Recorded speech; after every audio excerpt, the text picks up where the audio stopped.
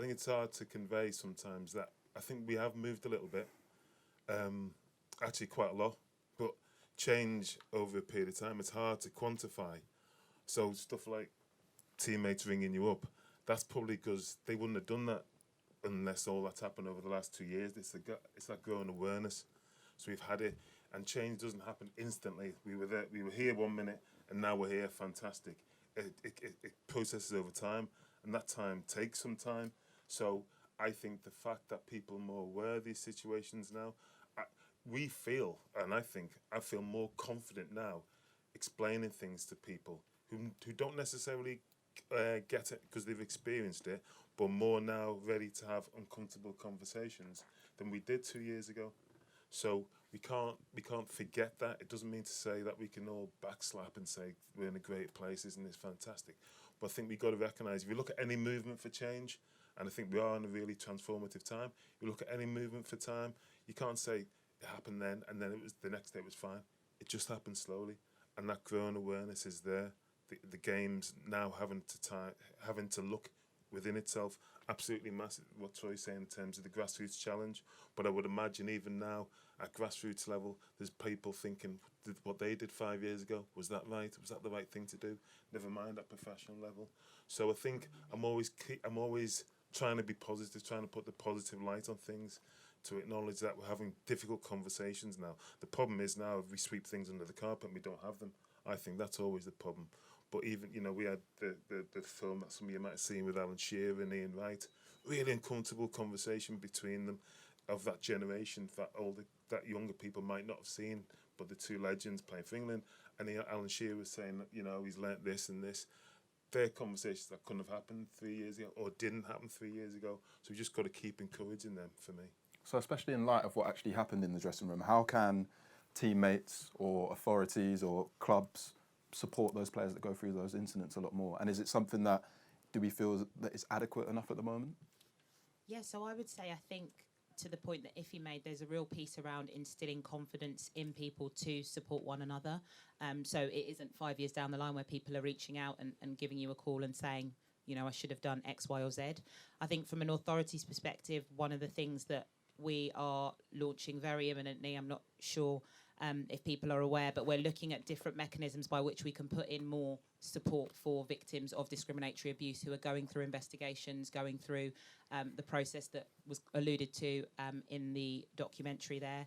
I think it's also about being willing and open to have some of those difficult conversations, like Iffy has said. It's about having those difficult conversations with players, having those difficult conversations with coaches, with referees, and making sure that they feel supported and have adequate training to be able to deal with those circumstances and those situations. Like Troy said, it's very different when you're in a kind of professional environment with, VAR and multiple linesmen and a whole sort of system. I suppose in the grassroots space, often it might be just one individual on a Saturday morning trying to manage what can be a difficult circumstance. I think we have to make sure that we do a better job of getting the rules out there. And I'm really honest in saying, those who know me, I don't have a background in football, but often I have sometimes jumped into these scenarios where I've gone, why is it that this team walked off and what's the context and why have they been charged, etc., etc. And it's when I've taken a step back, taken the time and fully understood the rules in the grassroots space that I'm able to go, oh, okay, actually, these are two things or two elements that are divorced from each other. One is mitigating circumstances to the other, but we have to do a better job of communicating that to people. And I don't think at the moment we have done enough of getting that out there, even though it's in the public domain. We haven't looked at how we can help people to understand that, how we can help people to be knowledgeable about that. And we have to make sure that our referees and coaches are also able to speak with authority about that in those circumstances and situations, so people know what the result is going to be of certain actions, what the investigatory process is going to look like, what support is available, what can happen afterwards. All of those things are things I think we as the authorities can do a better job of doing, continuing to work as a collective and working together. So a piece I worked on for The Athletic, I did it with Daniel Taylor, and it was investigation into 10 years on from the Ferdinand and Terry case about what had happened. And I spoke to the chairman of Padiham Town, and about 3 or 4 years ago, you might be familiar with the case. Padiham Town played a game and their players walked off the pitch because the goalkeeper, Tony Aguiare, was getting abused. And I spoke to the chairman just about what kind of happened in that process. I think the match took place in November 2018, and the local FA dealt with the situation, and I think in March they released their statement. And Congleton Town, so the fans who had abused the goalkeeper. Their club got fined £160, but a club who walked off the pitch because their goalkeeper had been abused got fined £165. And I spoke to Sean Astin, the chairman, and I said, what kind of support was Tony given during that period? None. And that's clearly, as you've just alluded to, something that needs to change. That was 3 years ago, so I'm sure the processes have been updated, but that kind of shines light on what some of the issues we all face are. Yeah, so I can confidently say that the processes have been updated. One of the things that have been brought in within the past 18 months is an entirely new disciplinary team sitting inside the FA, but looking at the grassroots space with individuals responsible for different regions. Those are, again, my background is not the legal and governance space, but I know just as from what you've said there, it's two different rule breaches that have been kind of that have taken place, one which relates to discrimination, Rule E3, and one which is E20, which is abandonment of the game. I don't know the context and background of that specific case, but I know that we have cases like that that happen on an ongoing basis, and part of the context that we need to do a better job of doing is saying to people, when people are going through discriminatory abuse, that is a mitigating circumstance against other potential rule charges, but we have to recognise that there are other potential rule charges, and therefore we have to go through a process of investigation.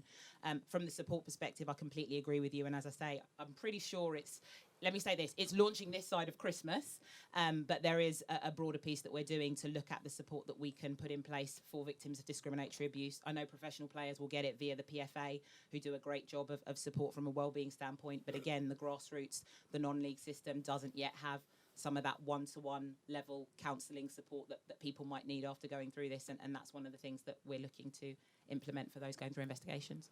Remember that situation well, Jay? Spoke to the club, Sean, just after England versus Bulgaria, just after 3 or 4 days later, yeah, it was really close to each other. Just after Yeovil Town, Haringey Borough, where Haringey Borough, the manager, who I know well, took the decision to take his team off the field of play because of the abuse.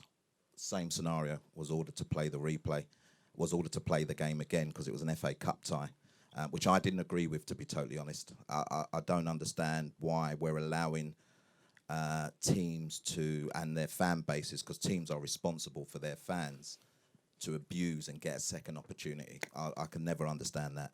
But I want to detach the situation that presents itself in grassroots away from the professional game, because the professional game has its rules, as Edleen has quite rightly said, with the E3 and E20 rule. I don't think they should be applied in grassroots because it's a totally different environment and situation that is being applied to these players. So it's really good to hear that there's new processes coming in place, because I think they have to come in place if we are going to protect people in that, and that's what we're doing.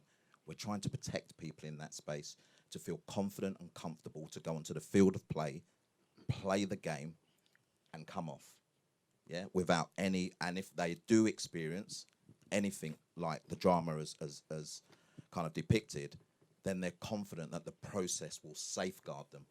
So I'm using that term safeguard because football is supposed to safeguard all its participants.